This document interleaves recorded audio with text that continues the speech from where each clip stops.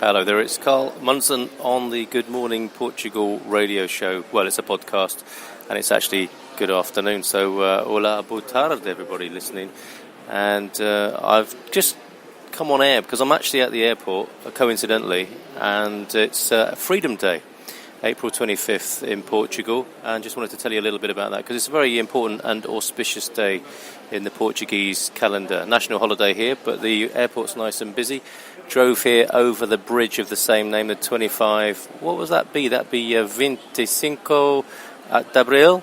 Forgive me and my pronunciation, but yeah, 25th of April bridge, came across the iconic bridge which celebrates and commemorates this day. And I'm just reading an article on the Portuguese American Journal, which is rather good. Just a couple of paragraphs from that.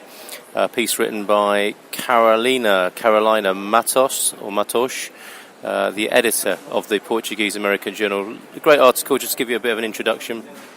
And I'll turn the chat on just in case anybody wants to shout out in the chat room as well. Carolina writes here, since 1974, Freedom Day is celebrated in Portugal, April 25th, as a national holiday to mark the bloodless military coup supported by the civilian population, bringing democracy and civil liberties to the Portuguese people.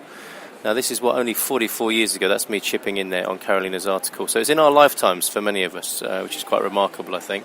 After almost 5 decades of dictatorship from 1937 to 1974, the Carnation Revolution, which was known as, ended the Estado Novo regime, the longest dictatorship in Europe, changing the Portuguese political system from an authoritarian dictatorship to a democracy. Yay! The revolution was undertaken by the armed forces movement, which was known as the MFA in Portugal, led by General Antonio Spinola and other prominent civilian and army figures. In a matter of hours, General Spinola received the surrender of overthrown Prime Minister Marcelo Caetano, who was forced into exile in Brazil. Spinola took charge of a provisional government which promised to restore civil liberties and hold democratic general elections. Hundreds of political prisoners were released. Wow. In 1974, more than half of Portugal's government budget was spent with its armed forces engaged in wars in 3 of Portugal's African colonies. The new regime implemented a swift decolonisation programme, granting independence to Guinea-Bissau, Mozambique, the Cape Verde Islands, São Tomé e Príncipe, and Angola. So amazing. No wonder it's an important date in the diary here and a worthy thing of celebration. I was looking at a video about the blockchain, which you may have heard of, a technological development, and was thinking 44 years ago the Carnation Revolution was taking place in Lisbon on this very day across Portugal.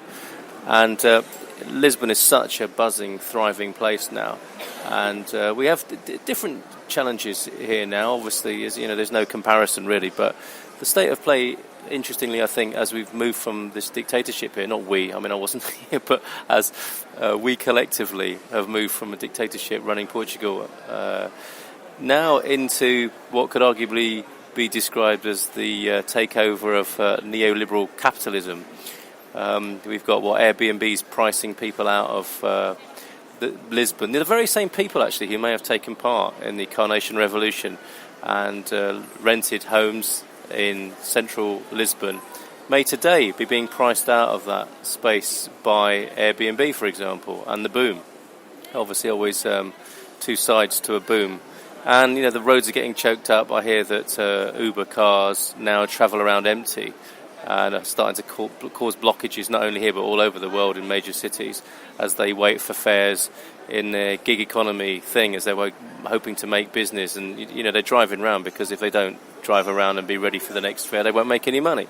So it's an interesting transition, and I just wonder, really, what's next for not only Lisbon and Portugal, but for the whole world, as we've shifted from the most bitter and violent leaderships, and arguably still going on in too many parts of the world, into more of a life shaped by capitalism all over the world.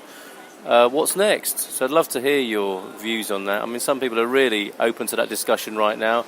Others, of course, will, wait for the further effects of capitalism and neoliberalism and us being pawns in the global capitalist economy, the corporate economy, to do anything. But, I think it's a great day to celebrate. I don't want to be talking not too much of a downer about what might be next, but just thought it was interesting to take this opportunity on Freedom Day here in Portugal to remember what a remarkable event that would have been, the Carnation Revolution, to look at where we are now from 1974 to 2018 and what might be happening in another 44 years' time. What are your hopes and dreams as somebody with a connection to Portugal in 44 years' time from now? How might it look? How would you want it to look?